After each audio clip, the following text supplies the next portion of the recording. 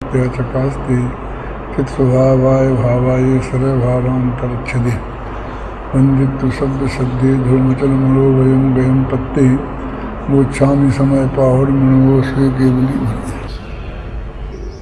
प्रतिनित्य 9 गाथा 7 गाथा 5 गाथा प्रतिनित्य पढ़े बस 20, 21 और 22 गाथा। अच्छा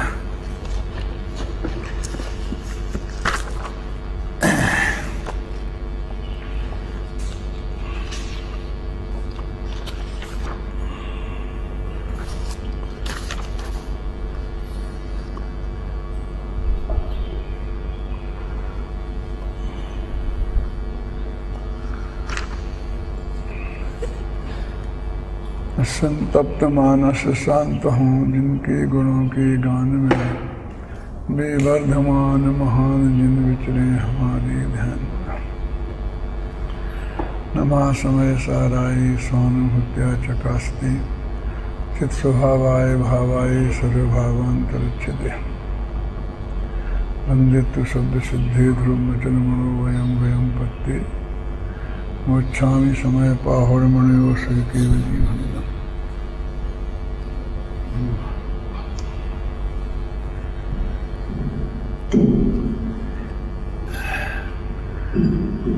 19वीं गाथा में अज्ञानी की परिभाषा दी है और अज्ञानी की परिभाषा में ये बात कही गई है कम में नो कम मम्मी अहमिरम है कम च कम्मणो कम्मम जाये साखल बुद्धि अपरिबद्धो हवदि तावे। क्या ये आत्मा अज्ञानी कब तक रहेगा? कि तब तक रहेगा जब तक इसकी कर्म में और नो कर्म में अहम बुद्धि एकत्व बुद्धि रहेगी। कर्म माने द्रव्य कर्म और भाव कर्म और नो कर्म माने शरीर आदि संयोग। आघातिया कर्मों के उदय से जो भी संयोग प्राप्त होते हैं उन्हें नो कर्म कहते हैं। मोह राग द्वेष के भावों को भाव कर्म कहते हैं और ज्ञानावरण आदि कर्मों को द्रव्य कर्म कहते हैं।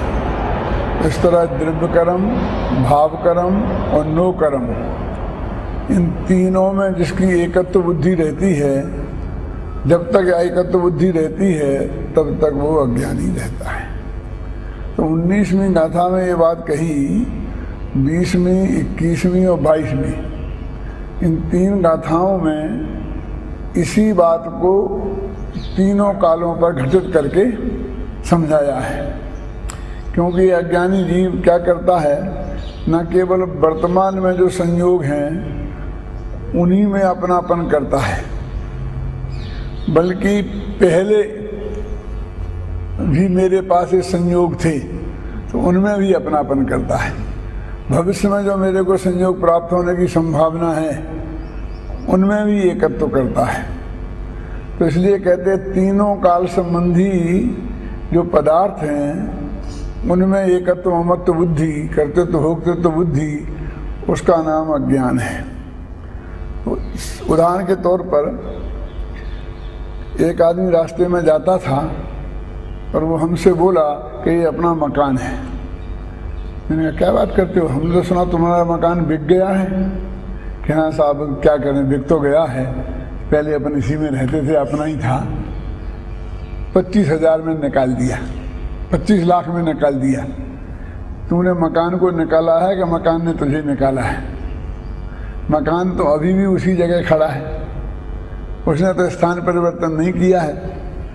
स्थान परिवर्तन तूने किया है। वो कहता है मकान को निकाल दिया और 25 लाख रुपया जेब में रख लिए और फिर भी मकान तेरा है, हमसे कहता है मेरा है। ये भूतकाल संबंधी परिग्रह में एकत्व बुद्धि।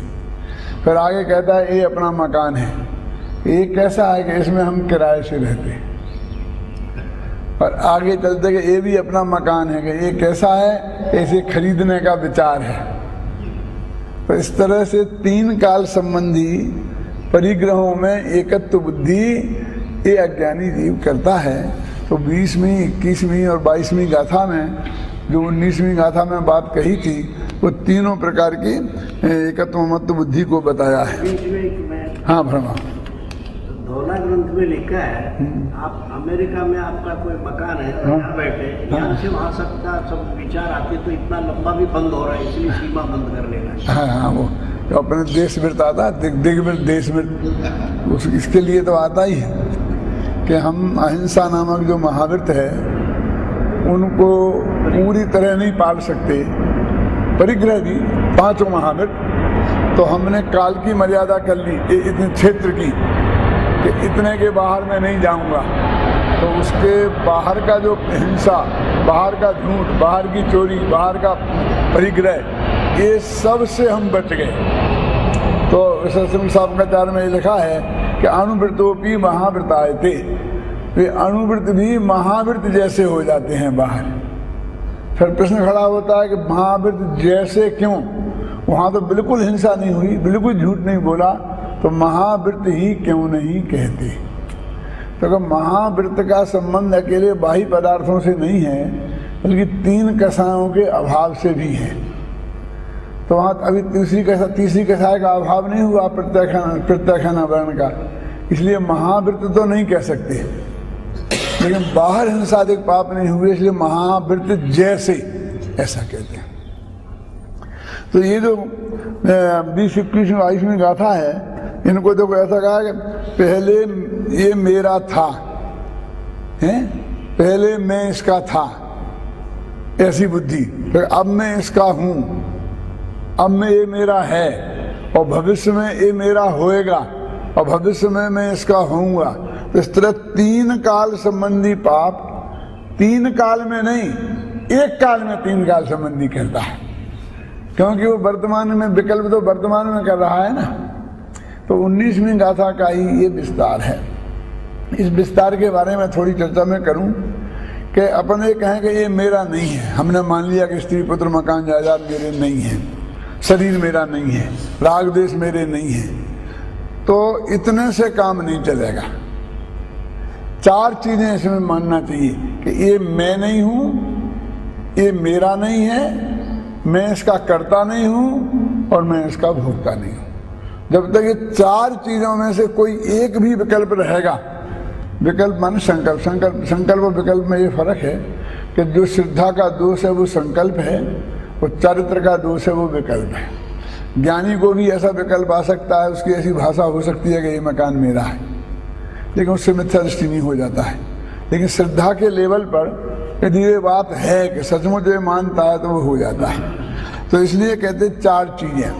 तो पहले दिन के व्याख्यान में थोड़ी अपन ने चर्चा की थी विस्तार से कि किस तरह ये पर पदार्थों में एकत्व बुद्धि, ममत्व बुद्धि, कर्तृत्व भुक्ति और भोक्तृत्व बुद्धि करता है। मोक्ष मार्ग प्रकाशक में टोडामल जी ने 4थे अध्याय में ऐसा लिखा कि ये मूर्ख ऐसा है, कभी पर में एकत्व बुद्धि करता है, कभी पर में ममत्व बुद्धि करता है, और कभी एक तीसरी बुद्धि और बताई, भ्रम बुद्धि। कि भ्रम बुद्धि क्या है कि मैं ये हूं कि ये मेरे हैं, इसमें नक्की नहीं कर पाता। उदाहरण दिया कि कभी कहता है कि पुत्रादिक जिंदा रहेंगे तो मैं ही जिंदा रहा, तो ये एकत्व बुद्धि का उदाहरण दिया। और कभी कहते हैं पुत्रादिक मेरे हैं, लेकिन इसको कोई ठिकाना नहीं है कि ये हैं कि इसके हैं। उनके रहने से अपनी सत्ता मानता है तो एकत्व बुद्धि हो गई, और वो मेरे है पुत्रादिक हैं ऐसा मानता है तो ममत्व बुद्धि हो गई। तो इस तरह से ये जो 4 बुद्धियां हैं, एकत्व बुद्धि, ममत्व बुद्धि, प्रकृतित्व बुद्धि और भोक्तृत्व बुद्धि, 2 अंतर जरूर है।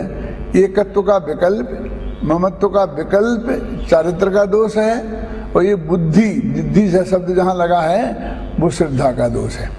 एकत्व बुद्धि का दूसरा नाम अहम बुद्धि भी है, और ममत्व बुद्धि का दूसरा नाम स्वामित्व बुद्धि भी है। तो ये जो जीवाधिकार में ये जो परिभाषा दी है, तो ये एकत्व बुद्धि और ममत्व बुद्धि संबंधी है। ये अज्ञानी की परिभाषा है 19वीं गाथा में, और 75वीं गाथा में ज्ञानी की परिभाषा दी है। और ज्ञानी की परिभाषा में लिखा है कम्मस्य परिणामम नो कम्मस्य तहैव परिणामम न करेदि एव मादा जो जानदि सो हवति नानी। कर्म के परिणाम को और नो कर्म के परिणाम को जो करता नहीं है मात्र जानता है वो ज्ञानी है। तो कर्म माने भी वही ज्ञानावरणादि कर्म, और फिर हाँ 35 गाथा में भी हैं? ये बात 35 गाथा में भी कहा 33 में भी, हाँ वो 34वीं गाथा में जो त्याग की बात की, हाँ तो सभी प्रभावे नाम विमुच्यते ना मानी वो 34वीं गाथा में त्याग की प्रत्याख्यान की परिभाषा दी है। जब्बे सब्बे सब्बे भावे जम्मा पच्चक्खाही परे तृणादूणम तम्मा पच्चक्खाणम राणम नीमा मुड़े दब्बम। इस गाथा का उदाहरण वो 36वीं गाथा में है।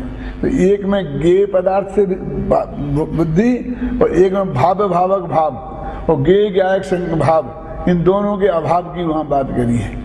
भाव भावक भाव का अभाव माने राग द्वेष मेरे भाव्य हैं और भगो कर्म भावक हैं, ऐसा मानने वाला। और दूसरी ये पदार्थ मेरे गेय हैं और मैं गायक हूँ, तो गेय गायक संबंध पर के साथ स्थापित किया और भाव भावक संबंध स्थापित किया। तो 35वें और 36वें दो गाथाओं का उदाहरण दिया, 34वें सिद्धांत बताया। इस 34वीं गाथा की अंतिम जो पंक्ति है वो बहुत मार्मिक है, राणम नियमा मुड़े दब्बम। त्याग क्या है? तो कहते ज्ञान ही त्याग है। फिर कहता हूं सब्बे भावे जम्मा पच्चक्खाही परे तृणादूणम तम्मा पच्चक्खाणम राणम नियमा मुड़े दब्बम। माने जम्मा माने जब, यह आत्मा ये पर पदार्थों में ऐसा जान करके ये पर हैं, उनमें त्याग भाव करता है, तब उसको प्रत्याख्यान कहते हैं। और वो प्रत्याख्यान ज्ञान ही है। तो ज्ञान ही है, क्यों? त्यागना नहीं पड़ेगा, कि त्यागना तो पड़ेगा, लेकिन ज्ञान ही प्रत्याख्यान का मतलब क्या है कि 1000 रुपया आपके थे जो मेरी जेब में रखे थे, है ना। अब जब मेरे को ये पता चला कि ये रुपए मेरे नहीं है, ये आपके हैं, तो भले ही मुझे देने में 1 आध दिन लग सकते हैं, आप जब मिलेंगे तब मैं आपको दूंगा, लेकिन मेरे ज्ञान में आज ही आ गया कि ये मेरे नहीं है, तो त्याग हो गया। ज्ञान ही त्याग है। ज्ञान ही त्याग है माने जब पर पदार्थ को जिस समय पर जाना उसी समय त्याग हो गया। अब जैसे रुपए की बात तो मैं कल आपको दे दूंगा, हाँ ज्ञान त्याग लगा। अच्छा, ज्ञान से ही त्याग है। हाँ क्यों? ये सांप है, काटेगा तो क्या करते? हाँ अलग हो जाता है।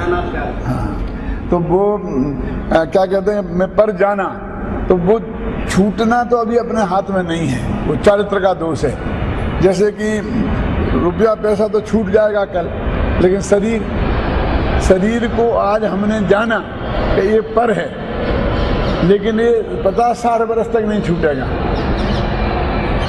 तो भी शरीर का त्याग हमारे यहाँ हो गया। क्यों? क्योंकि वो संयोग जो है शरीर का और हमारा, वो आयु कर्म के अधीन है, तो हमारे अधीन है ही नहीं। इसलिए जो बाह्य परिग्रह है वो शरीर परिग्रह, इन दो के अलग अलग भेद किए। स्त्री पुत्रादि का ग्रुप अलग रखा और शरीर का अलग रखा। एक को रखा उपचैत सद्भूत में, एक को रखा अनुपचैत सद्भूत में। क्योंकि ये शरीर में एकत्व बुद्धि टूट जाने के बाद भी शरीर नहीं छूटता, और स्त्री पुत्र मकान जायदाद इनमें एकत्व बुद्धि छूट जाए, इनसे राग टूट जाए तो ये निकल जाते हैं। देखो अरहंत भगवान के भी शरीर रहता है ना, अब तो उनके राग तो पूरे टूट गया, एकत्व बुद्धि भी टूट गई और शरीर से राग भी नहीं रहा, फिर भी शरीर का संयोग अरहंत भगवान के भी है। तो इसलिए इस संयोग छूटना के छोड़ना अपने हाथ में नहीं है। चक्रवर्ती के जीवन में घटना आई है, हाँ कोई बहुत कीमती एक अंगूठी बनाई थी, हाँ और सेनापति के साथ सब लोगों के साथ कहीं जा रहे थे, हाँ तो ढीली थी तो निकल के गिर गई, तो झट के उठा के पहन लिया, तो सब हंस पड़े। हाँ क्यों हंसते हैं? हाँ बोले साहब छटकन पर आपका राग नहीं और एक अंगूठी गिरते उसको मैं जानता हूँ ये पुद्गल की शोभा बढ़ाते, आत्मा की शोभा ने आप हंसो नहीं खाओ। हाँ पुद्गल की शोभा बढ़ाते नहीं बढ़ाते। अच्छा, एक पॉइंट तो ये हुआ कि ज्ञान ही प्रत्याख्यान है। अब दूसरा और इसमें कि ध्यान क्या है महाराज जी, ध्यान क्या है? तो इसमें लिखा है समय सार में कि अपने में स्थिर हुआ ज्ञान ही ध्यान है। क्या मतलब इसका? ध्यान दोनों अलग। हाँ, वैसे तो ज्ञान गुण अलग है और 7 गुण की पर्याय ध्यान है, कथन की अपेक्षा लेकिन अपन ज्ञान की वृत्ति विशेष ध्यान। हाँ, लेकिन अभी जैसे अपन थोड़ा उदाहरण देके बताता हूँ कि अपन बोलो हमें ध्यान करना है। ज्ञान ध्यान तपोरकता। हाँ, लिखा है ज्ञान ध्यान तपोरकता लिखा है। अच्छा, ये जो ये मैं बता रहा हूँ कि अपन को ध्यान करना है, प्रैक्टिकल बात करो ना, कि हमें आत्मा का ध्यान करना है, तो क्या करोगे आप? क्या के लिए कोशिश करोगे? रीढ़ की हड्डी सीधी करने की कोशिश करोगे, गर्दन सीधी करने की कोशिश करोगे? कि ये अपने आत्मा को ही जानना वो ज्ञान है, और लगातार जानते रहना वो ध्यान है। कंटिन्यू जान, तो वो ज्ञान की कंटिन्यूटी तो हुई ना। मैं ऐसा बोलता हूँ, देखना दर्शन है और देखते रहना ध्यान है, और जानना ज्ञान है और जानते रहना ध्यान है। तो ज्ञान और दर्शन की कंटिन्यूटी। एक बात है, उसके लिए ये भी कहा, अंतर्मुख से ज्यादा वो ध्यान को एकाग्र नहीं हो सकता। हाँ हाँ हाँ हाँ हाँ, फिर दृढ़ता तो फिर योगा। हाँ हाँ हाँ हाँ। ये जो छठवें 7वें गुणस्थान तक ऐसा होता है, 7वें के बाद में छपक श्रेणी हो कदाचित, तो फिर वो ज्ञान आत्मा में अनंत काल तक के लिए जुड़ जाता है। मतलब अंतर्मूर्ति में जो टूटने की बात है वो 7वें गुणस्थान तक है। उसके आगे छपक उपशम श्रेणी में हो तो गिरेगा, छपक श्रेणी हो तो केवल ज्ञान होने के बाद भी अनंत काल तक आत्मा में ही रहा ना। सकल गेय ज्ञायक तदपि निजानंद रसलीन। तो जब तक ये टूटता रहेगा, जाता रहेगा, हाँ, तब तक वो अधूरापन है, मतलब उसकी शक्ति की कमजोरी है जो नहीं टिक पाया उसमें। और एक दफे अंतर्मुख टिक गया, उसे ज्यादा टिका तो केवल ज्ञान हुए बिना नहीं रहेगा। उपयोग की तो उपयोग एक बात और हमारा साथ कि जैसे 6वें गुणस्थान में शुभ राग है, शुभ भाव है, वो 7वें में शुद्ध उपयोग है। तो 6वें गुणस्थान में एक बात लिखी, हाँ, एक अंतर्मूर्त में 1000 बार हाँ हाँ हाँ, वो तो है, वो छोटा भी अंतर्मूर्त होता ना। अब ये कह रहा हूं मैं कि 6वें गुणस्थान में जो पूज्यता है मुनिराज श्री की, अष्टद्रव्य से हम पूजा करें मुनिराज श्री की, तो वो पूज्यता किस कारण से है? कि जो उनको वो शुभ भाव आया उसके कारण है कि कोई और कारण है? तो उसमें 3 कसाय के अभाव रूप जो शुद्ध परिणति हुई है, वो असली मुनि दशा तो वो है। भले ही वो उपदेश दे रहे हैं, भले ही वो आहार को गए हैं, भोजन कर रहे हैं, तो उस वक्त कोई वे गिर गए हैं ऐसी बात नहीं समझना, कि शुद्धोपयोग के काल में ही वो मुनिराज सच्चे हैं ऐसी बात नहीं समझना। प्रवचन सार में लिखा है कि मुनिराज 2 प्रकार के होते हैं, शुद्धोपयोगी और शुभोपयोगी हैं। प्रवचन सार में गाथा है मूल में। तो मैंने उसकी खूब स्टडी की और विचार किया कि उनके 3 कसाय के अभाव रूप जो शुद्धि है वो 7वें वाले के भी है और 6वें वालों के भी है, वो दोनों में बराबर है। 7वें में और 6वें में फर्क तो सिर्फ उपयोग का है।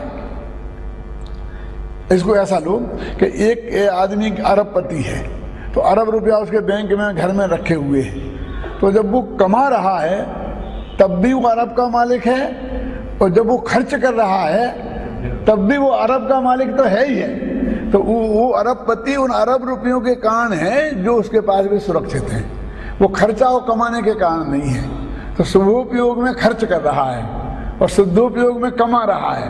लेकिन जो 3 कसाय के अभाव से निर्मल परिणति हुई है, प्रत्याखान अप्रत्याखान और अनंतानंद के कसाय के अभाव से, वो जो है वो उसकी असली मुनि बना है। और इसीलिए तो गोमर सार में लिखा ना कि संजोलन नो कसायो उदयादो जो हवदी जम्मा। संजोलन नो कसाय का उदय जब मंद होता है तो 7वां गुणस्थान होता है, वो तीव्र होता है तो 6वां होता है। अब 3 कसाय के बारे में बातें नहीं करी, क्योंकि 3 कसाय तो है ही नहीं वहाँ, अकेले संजोलन कसाय है, तो उसका तीव्र उदय आया तो 6वां गुणस्थान, मंद आया तो 7वां गुणस्थान।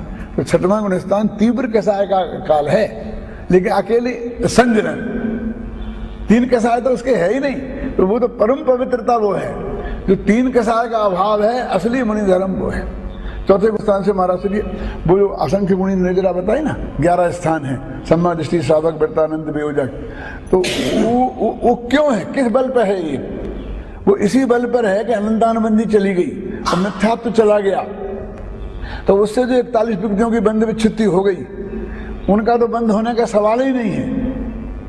वो महानाला मतलब नरक गति, नरक गत्यानुपूर्वी, तरंज गति, तरंज गत्यानुपूर्वी, मिथ्यात्व, अनंतानुबंधी, क्रोधमान, माया, लोभ, ये ऐसी ऐसी खतरनाक प्रकृतियां हैं। साधारण ऐसी 41 प्रकृतियों की बंधना रुक गया। तो एक तो अध्यात्म में ये कहते हैं कि इनका बंधना ही बंधना है, बाकी की प्रकृतियों का बंधना ही नहीं है, इसलिए अबंध कहते हैं, ज्ञानवंत। और दूसरी बात यह है कि वो जो शुद्धि निरंतर कायम है, वो भोग के काल में भी वो असंग गुणी निर्जरा हो रही है। चक्रवर्ती भरत बाहुबली पे जब चक्र चला रहा है तब भी उसके असंग गुणी निर्जरा हो रही थी। और हम और आप कोई समय मिथ्या दृष्टि जीव है, वो बड़े ही ऐसे आत्मा में ध्यान भी कर रहा है, ऐसा बैठा हो तो भी उसे रंच मात्र निर्जरा नहीं है। और पूरी 117 प्रकृतियों का बंध हो रहा। 3 प्रकृति का नहीं होता, एक आहारक दुख और तीर्थंकर। बाकी बंध के योग 120 प्रकृतियां हैं, उनमें 117 प्रकृति निरंतर बंध नहीं उसके। कितना फर्क है। तो अपन कहते मोक्ष मार्ग एक दफे शुरू हुआ तो अपन को बाहर की प्रवृत्ति से कोई ज्यादा फर्क नहीं पड़ता।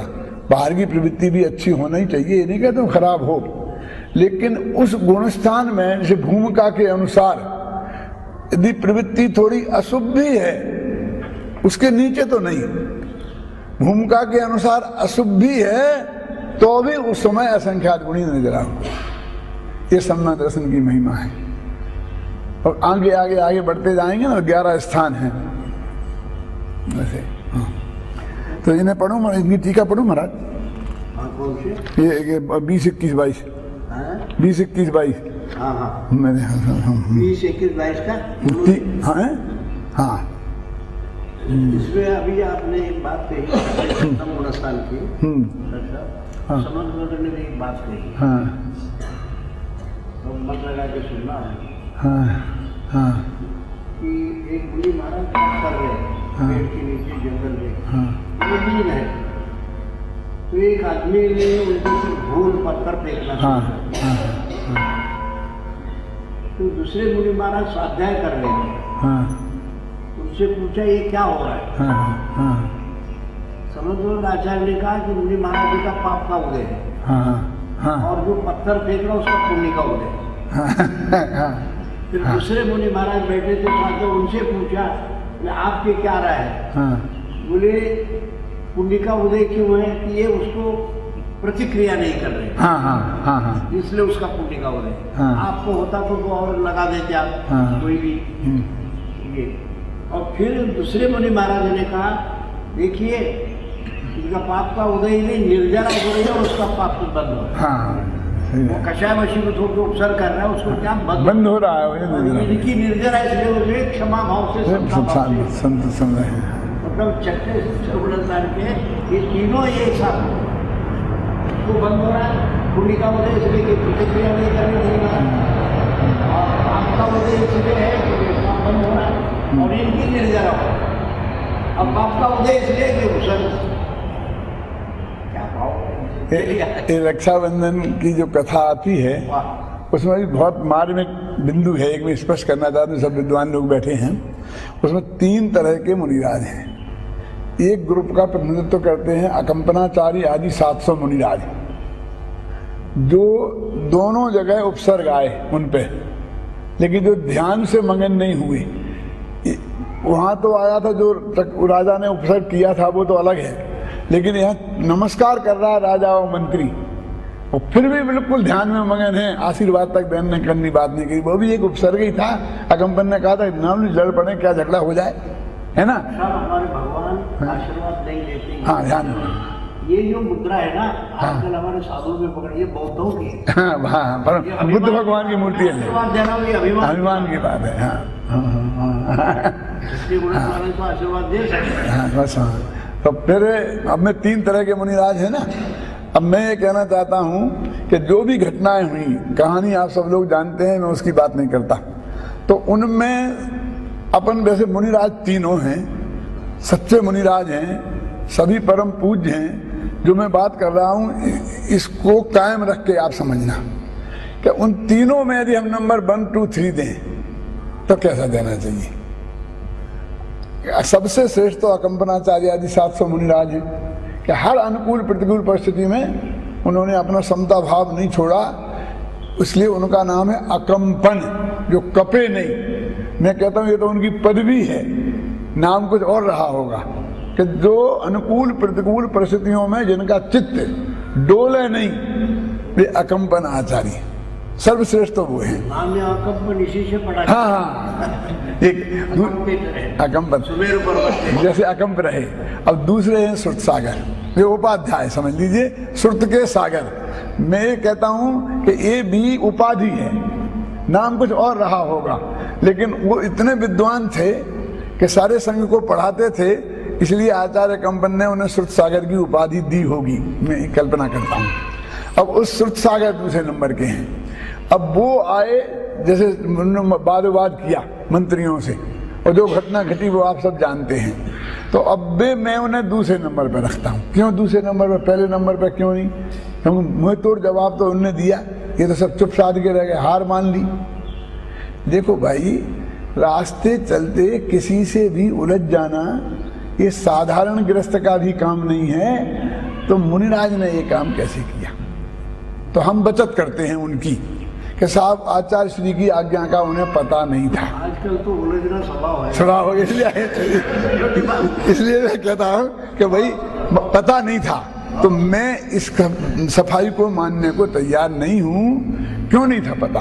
कि साहब वो उस वक्त अनुपस्थित थे, जब उन्होंने 700 मुनिराजों को ये बात बताई थी तब वो अनुपस्थित थे। तो अनुपस्थिति अपराध दोष है कि गुण? जब सब उपस्थित थे तो वो क्यों अनुपस्थित थे? तेवासी नाम ही है। हाँ, एक पॉइंट। फिर कहेगा साहब वो जरा देर हो गई थी, तो देर हो जाना भी गुण है कि दोष? मतलब वो अनुपस्थित थे तो ये उनका खुद की कमी है, इसको भी गौरव नहीं माना जा सकता। और तीसरी बात कि वे तो श्रुत के सागर थे, तो श्रुत के सागर को इतना विवेक तो होना ही चाहिए। कल के आचार्य थे अकंपन, कि ऐसे लोगों के साथ में क्या व्यवहार करना चाहिए। अरे उनने तो बिना कहे ही जान लिया था अकंपन ने कि इनसे बात नहीं करना, लेकिन उस समय नहीं थे ना, उसमें श्रुत सागर नहीं थे, नहीं थे। अब मैं ये कहता हूँ श्रुत सागर के तो उनकी निंदा कर रहे थे वे लोग, तो ये सुन के इनको गुस्सा आया, तब वाद विवाद किया ना।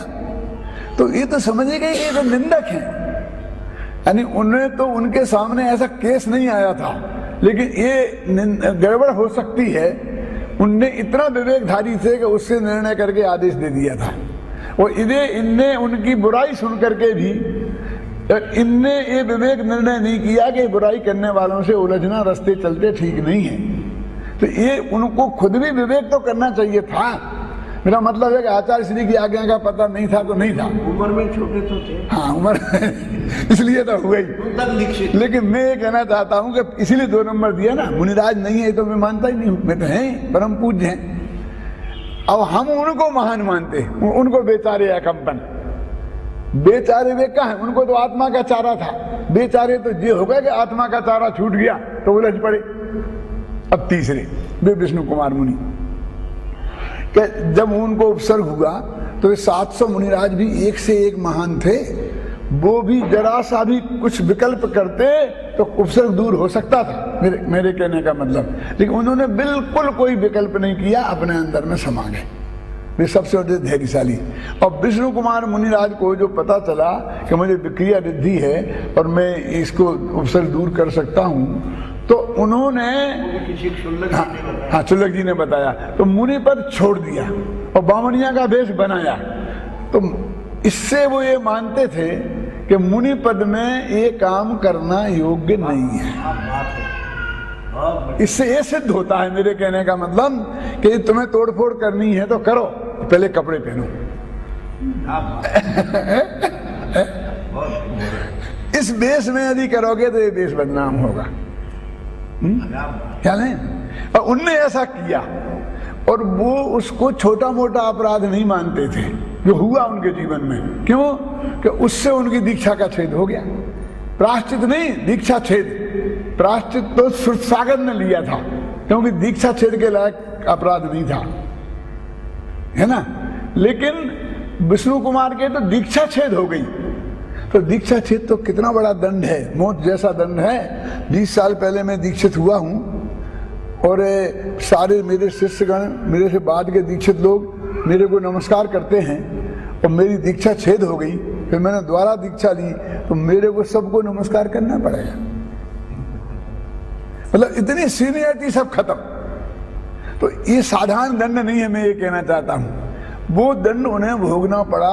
यानी इसका अर्थ ये है कि वो जो कुछ भी उनने किया वो इतना बड़ा अपराध था। और दूसरी बात यह है कि फिर भेष बदला तो छल किया ना, भेष बदल के मांगा और बड़ा भेष बदल के लिया, फिर झूठ बोला। मेरे कहने का मतलब यह है कि जो सामान्य ग्रस्त के लायक करने लायक भी काम नहीं थे, सच भी नहीं बोलो कहा है, देखा ना। हाँ, सत्यमपि विपदे, सच बोलोगे तो आपत्ति आएगी। तो भी नहीं बोलो। उसमें लिखा है चोडामल जी ने मोक्ष महाप्रकाशक में कि विष्णु कुमार मुनि के बादशाह लंग की मुख्यता से प्रशंसा करी, लेकिन ऐसा काम देखकर औरों को अनुकरण करना योग्य नहीं, क्योंकि ये मुनि पद के योग्य नहीं है। ऐसा मोक्ष महाप्रकाशक में बहुत स्पष्ट होने मिलेगा। अब बाद मार गया। अब ये तो बात हुई 3 महाराजों की। अब मैं दूसरी बात कहना चाहता हूं कि मैं महाराज तो तीनों मुनिराज हैं, महान हैं, परम पूज्य हैं, लेकिन हमारे हृदय की बात देखो। एक बीच में बात बताऊं, अपने ग्रंथ में लिखा है हाँ, कि एक बार यदि अपने काव्य अभिषेक करके दंडन चला के लेंगे, हाँ, उसको प्रायश्चित है। हाँ, और दूसरी बार कहे तो दीक्षा छीन। हाँ, जब आपने बताया था, पहले भी बताया था। हाँ, वाणी छाने का दोष हो गया। अब मैं ये कह रहा हूं कि महाराजों की आलोचना की बात नहीं है। अब अपने मन को नापो, हम कहाँ खड़े हैं। हमने उन 3 में किनको महान माना और किनको मैं बेचारे माना। पूजन करी तो विष्णु कुमार की, अकंपनाचार्य की नहीं, शिवसागर की नहीं। माने हम तोड़ू फोड़ी प्रवृत्ति के हैं ना, तो तोड़ू फोड़ू मुनिराज पसंद आए। बहुत बड़ी वे तो उसको गलती मान रहे अपने जीवन की, और हम उससे उन्हें महान मान रहे। वे तो ये कह रहे हैं मैं ग्रस्त हो गया, अब मैं पूजा करने वाला इस वक्त नहीं हूं, जब मैं दोबारा मुनि हो जाऊंगा तो मेरी पूजा करना। कह रहे कि नहीं कह रहे, और हम उसी बात को याद कर करके उन्हें अर्घ चढ़ा रहे। ख्याल में है ना। है वो श्रुत सागर जी महाराज की मैंने एक बात और लिखी, महाराज किताब मैंने आपको दी है ना, उसमें भी है। उसमें मैंने ये लिखा कि श्रुत सागर महाराज को अकंपनाचार्य ने आदेश नहीं दिया कि तुम वहां जाके खड़े रहो। क्यों कि इतने बड़े आचार्य तो इतना कठोर दंड दें अपने शिष्य को, ये मेरे मन को स्वीकार नहीं है। तो मैंने क्या किया, कहानी लिखी। तो जब वो उन्होंने चिंतित हो गए अकंपनाचार्य, उन्होंने सुनाई घटना, तो उन्होंने जाके सुना है ना, मेरे साथ रास्ते में ही घटना हुई। हाँ हाँ, तो एकदम चिंतित हो गए आचार्य। उनका चेहरा देख करके इनकी समझ में आ गया कि मामला गड़बड़ है। मैं तो समझता था पीठ ठोकी दाई जाएगी, लेकिन यहाँ तो मामला उल्टा